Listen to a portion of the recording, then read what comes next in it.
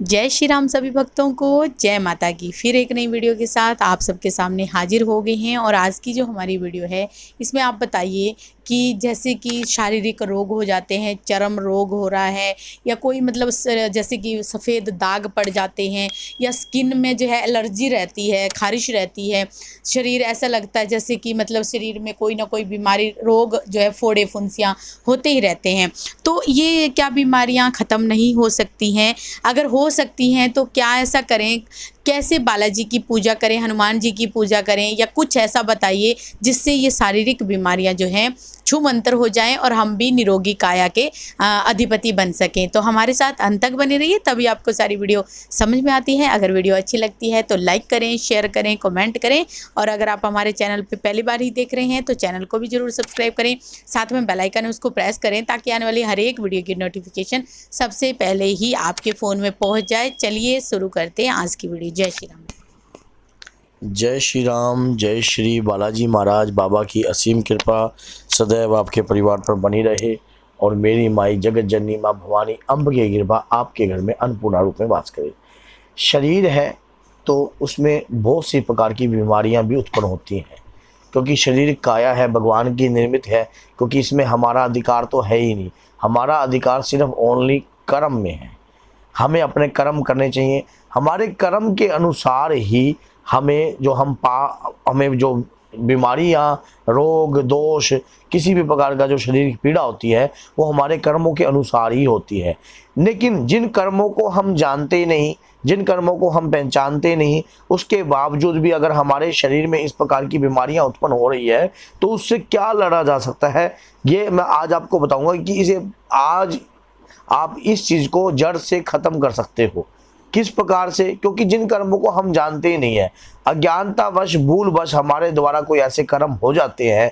मान लीजिए अब कोई व्यक्ति चाहता है कि मैं किसी भी की भी हत्या ना करूं, और अचानक ही उसके नीचे चींटी आ जाती है, मर जाती है, या कोई भी है, क्या चीज़ है, तो ये जो कार्य है, पाप पुण्य का जो लेवल है वो बराबर सब बनता रहता है। लेकिन कई व्यक्ति ऐसे होते हैं जो जानबूझकर भी पाप करते हैं, तो उनके लिए तो परमात्मा ही स्वयं दंड देता है कि किस प्रकार से उनका जो है निपटारा हो और किस प्रकार से उनका कार्य हो।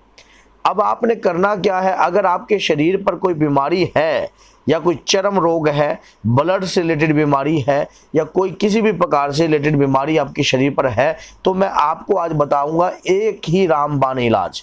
उस रामबाण इलाज से आपके शरीर के समस्त दोष जो है, समस्त विकार जो है, समस्त रोग जो है नष्ट हो जाएंगे और आपके कर्म भी उसमें छन जाएंगे और धुल जाएंगे।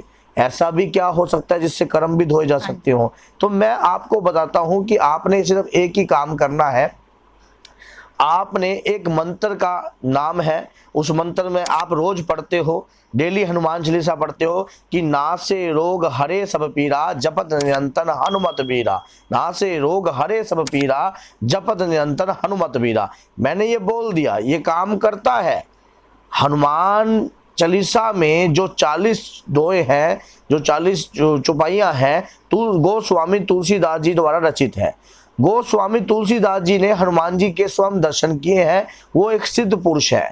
उस सिद्ध पुरुष के द्वारा जो चीज निर्मित है और जो चीज लिखी गई है वो काम करती है। लेकिन करना किस प्रकार से है मैं आपको बताता हूं। आपने डेली एक जल का लोटा लेना है, तांबे का। उस जल के लोटे में आपने 1 चम्मच गंगा जल डालना है, और 1 चम्मच गंगा जल डालकर और आपने क्या करना है, एक मोटी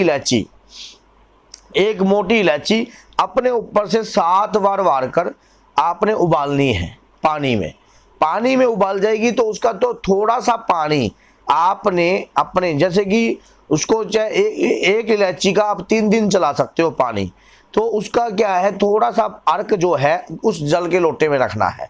उस जल के लोटे से सबसे पहले आपके जहां पर शरीर पर जो भी बीमारी है, जब आप स्नान करने जाओगे तब आपने सीताराम का नाम लेना है और श्री बालाजी महाराज से एक प्रार्थना करनी है कि हे बाबा, मैं जिस कर्मों को नहीं जानता अज्ञानतावश भूलवश अगर वो कर्म किसी न किसी प्रकार मेरे सामने लौटकर वापस आ रहे हैं तो मेरा इसमें तनिक कोई भी कसूर नहीं है, कोई भी दोष नहीं है। मुझे उस दोष से मुक्त कीजिए।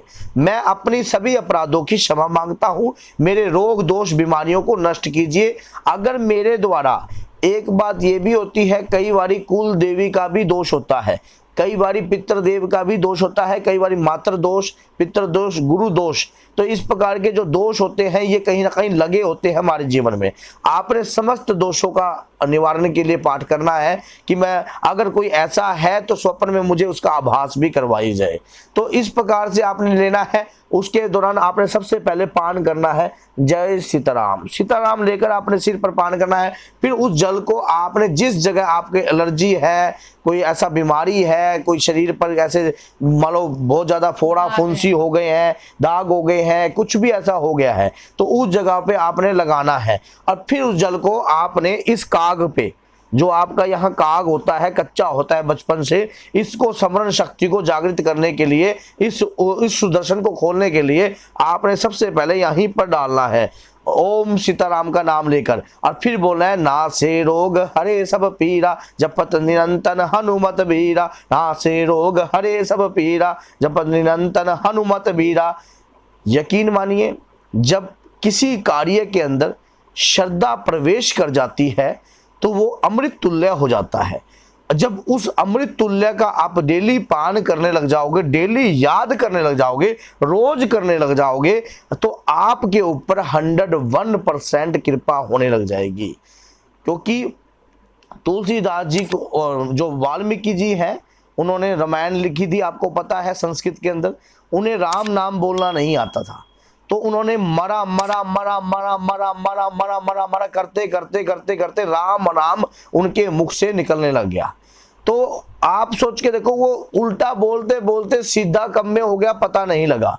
क्योंकि उनकी जो भावना थी भगवान के प्रति अटूट थी, अंदर से पूर्ण रूप से प्योर थी, देसी घी से भी ज्यादा प्योर। तो आपकी भावना कैसी होगी मानो, तो मैंने ये उपाय बताया है, स्वयं अमृत है। अगर इसका पान करोगे तो आप स्वयं अमृत तुल्य हो जाओगे। जो लोटा भर के रखा है उसमें डालना है तो वो पीना है मतलब बाद में, या क्या करना वो स्नान करना है, बता दिया। अच्छा, उसी लोटे से उसी लोटे का। थोड़ा सा पान करना होता है, थोड़ा स्नान करना होता है। उसके रात भर अपने सिराने रखना होता है। आपने गंगा जल डालकर, 1 चम्मच गंगा जल डालकर आपने सिराने रखना होता है। और सिराने भी ऐसी तरीके से रखिए जब आपका राइट हैंड पड़ता हो कर्म क्षेत्र का। तो उसी प्रकार से आप देखिए, जब आप ये कंटिन्यू करना 41 दिन लगातार करके देखिए, आपको रिजल्ट मिलने लग जाएगा। कलयुग के अंदर 41 दिन की तपस्या बहुत होती है। तो बोलिए जय सीताराम, जय श्री बालाजी महाराज। बाबा की असीम कृपा आपके परिवार पर सदैव बनी रहे। जय माता की।